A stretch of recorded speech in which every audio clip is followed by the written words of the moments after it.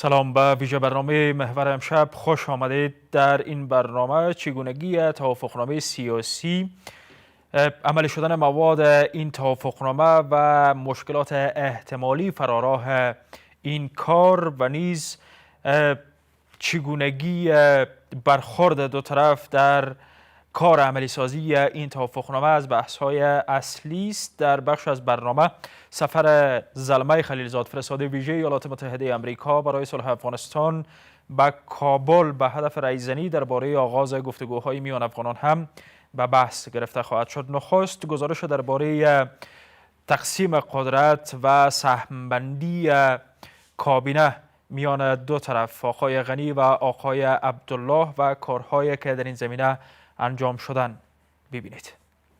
بخش سوم توافقنامه سیاسی میان اشرف غنی و عبدالله سهم در حکومت است. بر بنیاد همین بخش رئیس جمهور غنی فرمان مارشالی عبدالرشید دوستم را امضا کرد.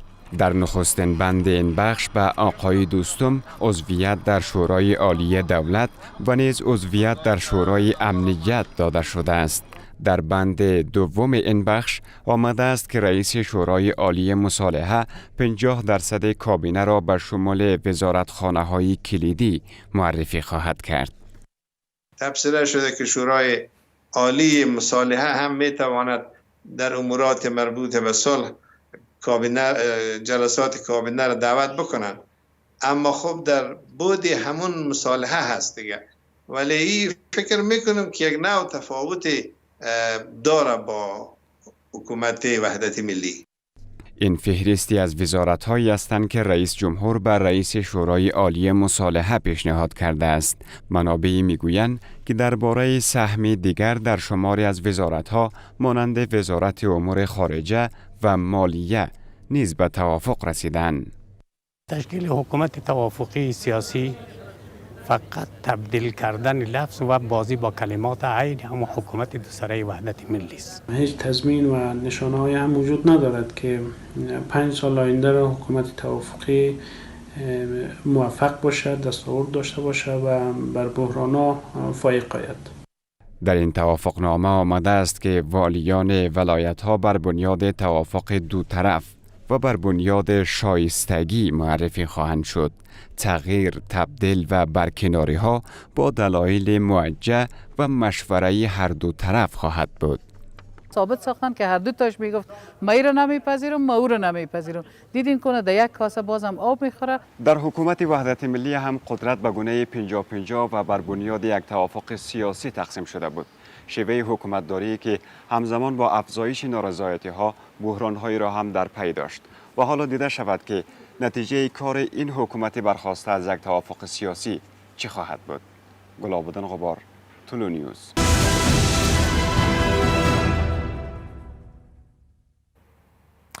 پس از امضای توافقنامه سیاسی میان اشرف غنی و عبدالله و پایان تنش‌های سیاسی، کار برای عملی سازی این توافقنامه به ویژه ایجاد شورای عالی مصالحه انتظار میره که به شدت آغاز شود و ادامه بیابه. همزمان با امضای این توافقنامه و با اندک گذر از زمان چند روزه، زلمه خلیلزاد، فرستاده ویژه ایالات متحده آمریکا برای صلح افغانستان به کابل سفر کرده تا درباره آغاز مذاکرات میان افغانان با رهبران حکومت افغانستان رایزنی بکنه. در ادامه آقای نوررحمان لیوال، نامزد ریاست جمهوری در انتخابات گذشته، در برنامه با ما پیوسته. بحث هم مواد توافقنامه سیاسی میان آقای غنی و آقای عبدالله و اثرگذاری این توافقنامه بر اوضاع کشور خواهد بود. بسیار خوش آمدین آقای لیوال به برنامه، وقتتان بخیر. درباره توافقنامه اول گذرا میخوایم دیدتان داشته باشم از این که اختلاف‌های سیاسی را پایان بخشید. شما خوشنود هستید. سلامونه د طلو نیوز ټولو لیدونکو ته او تاسو ته. تاسو ګورئ چې دا یو د خوشحالۍ ځای دی چې په ارګ کې او سپیدار کې هغه کوم ستونزه چې د دې دواړو ښاغلو ترمنځ روانه وه هغه له منځه تللې ده، خو په عمومي ډول په ټول افغانستان باندې د دې اثرات به دومره زیات نه وي ځکه چې جګړه په هیواد کې روانه ده.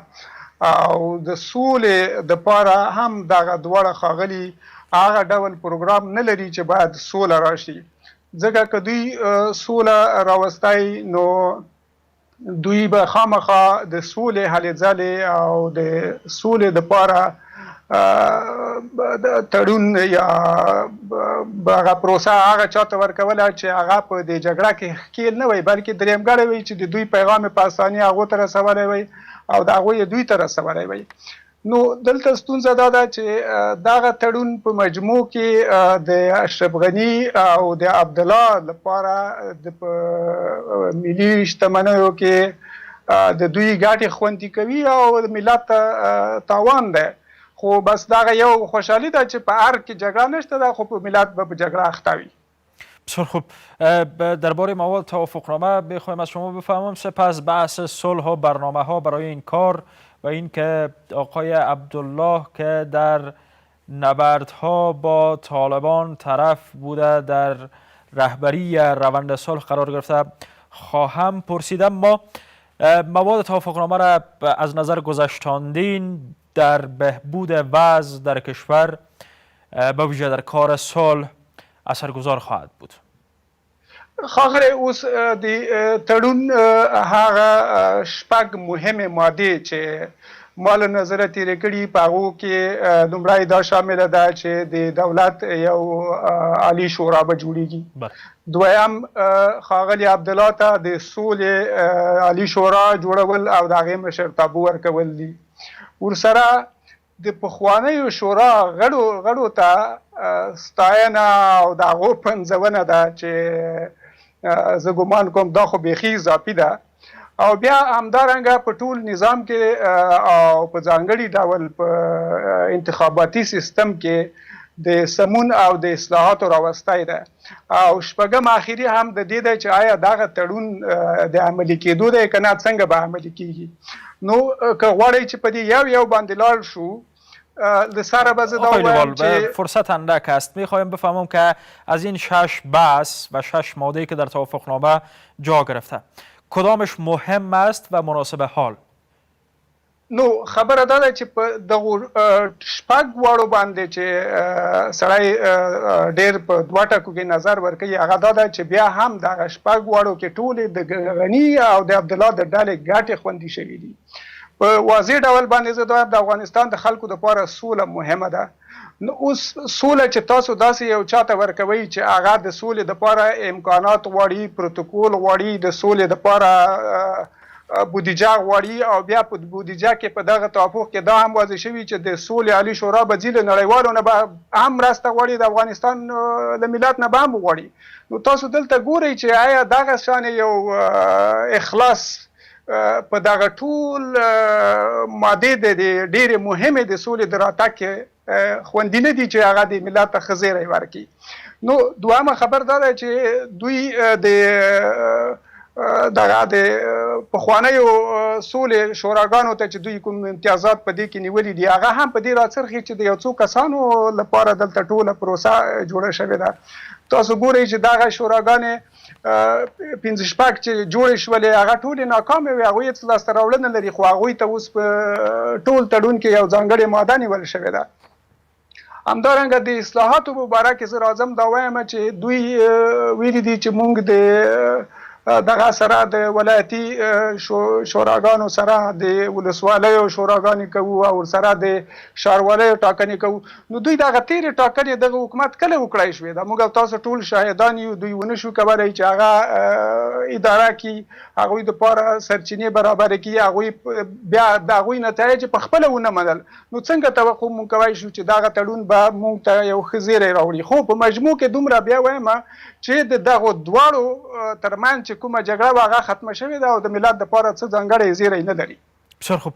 کم از کم توجه و تمرکز بر صلح است. ایجاد شورای عالی مصالحه میتونه یک خبر خوش در کار پیشبرد روند صلح باشد، اما بس این است که بالاخره با امضای این توافقنامه در گفتگوهای صلح با توجه به اینکه تنش‌ها میان دو طرف از بیان برداشته شد، از یک موضع قدرتمندتر در برابر طالبان حاضر میشیم. نو د کې هیڅ شک نشته ده چې د حکومت دریځ به یو څه پیاوړی شي، خو دلته خبره ټوله په دې کې ده چې آیا موږ په واقعي ډول باندې سوله غواړو او که نه د جنګ په تداوم کې ګټې دي.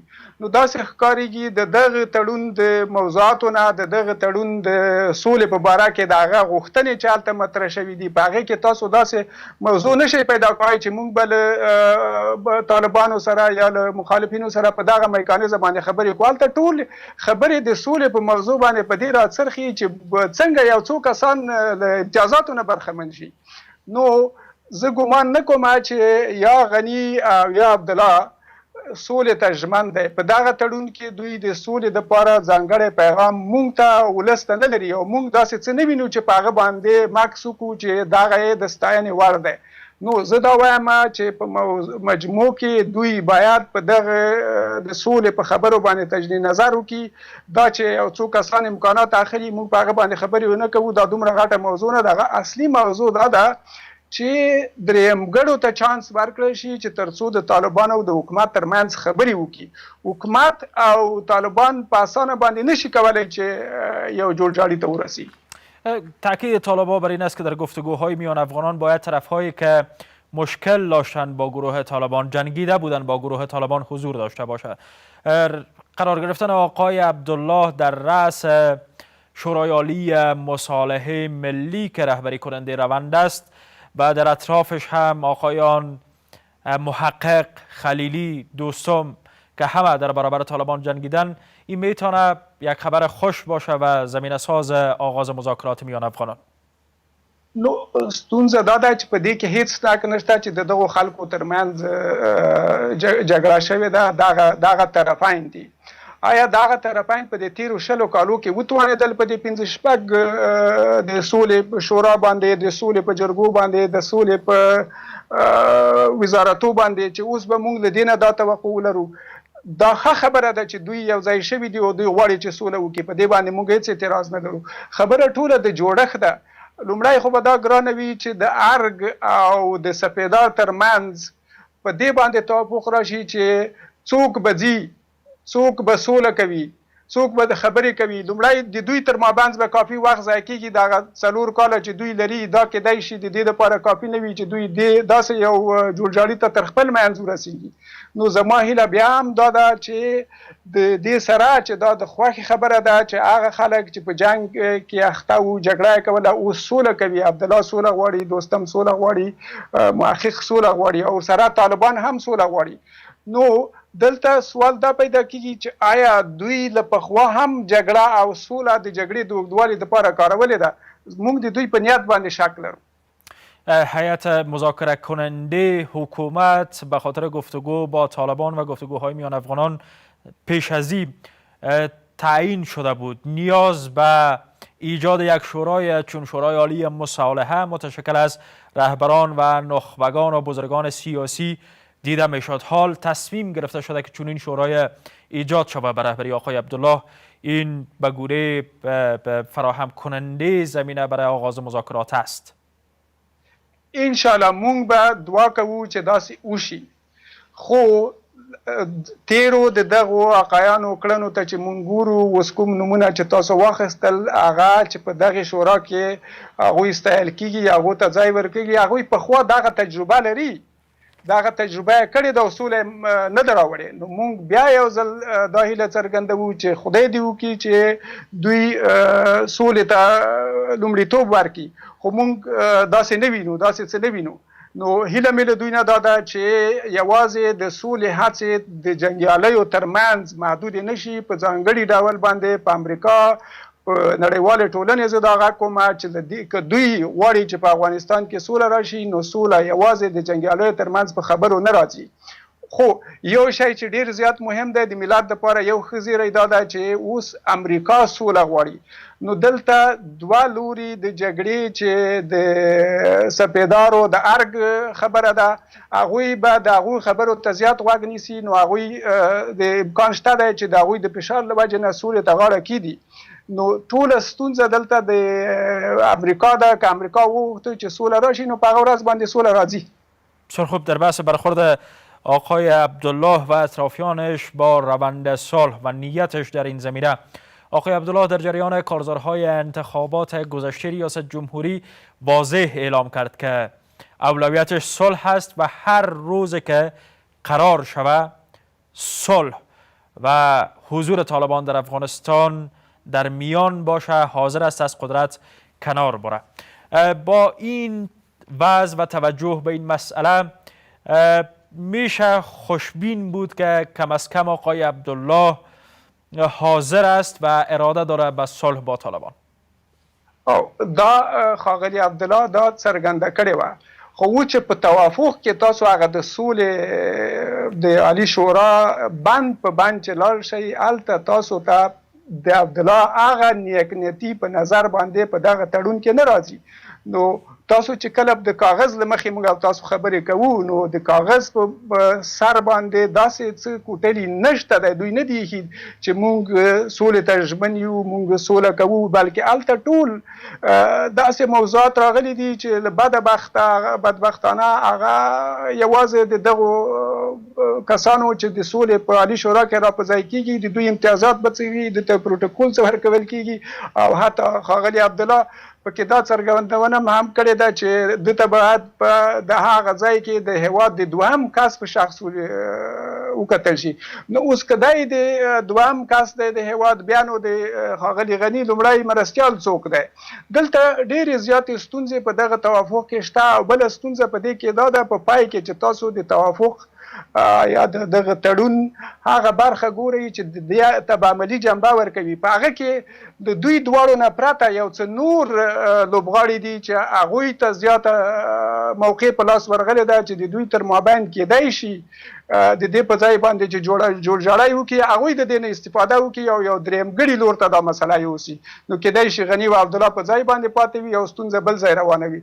نو زما د غني او د عبدالله نه هیله دا ده چې لومړی غني او عبدالله باید په دې خپلو کړنو باندې تجدید نظر وکړي او سولې ته لومړیتوب ورکړي. بسیار خوب. و بسیار کوتاه بیرون از توافقنامه روند صلح با مشکلات تازه هم برخورده، مثلا آغاز عملیات‌های تهاجمی نیروهای دولتی و واکنش‌های طالبان، اثرگیری حمله‌های انتحاری گروه طالبان. کار رسیدن به صلح نسبت به گذشته دشوارتر شده؟ او ښاغلی تاسو ګورئ چې هلته طالبان دې ته حاضر شول چې لومړی خو هغوی دې ته حاضر نه وو چې د افغانستان حکومت سره په هیڅ ډول باندې خبرې وکړي. بیا هغوی حاضر شول چې د متحده ایالاتو په مزګړیتوب باندې د سولې دپاره د دوی سره خبرو ته کېږي. په داسې وخت کې چې هغوی غوښتل چې د هغوی بندیان خوشي شي او بندیانو خوشي کېدو نه دوی ډېره ستره مسله جوړه کړه چې باید نه وی جوړه کړې. هغوی د سولې خبرې وکړې او دوی سره له دې خوا نه د جنګ خبرې وکړې، دوی په هغوی باندې تورونه ولګول. ښاغلي خلیلزاد چې په ژوند کې لومړی ځل دی چې دا سمه خبره کړې ده چې هغوی غواړي چې تورونه ونه لګیږي په یو بل باندې. تشکر بسیار آقای لیوال نامزد ریاست جمهوری در انتخابات گذشته از حضورتان در برنامه. وقتتان ممنون.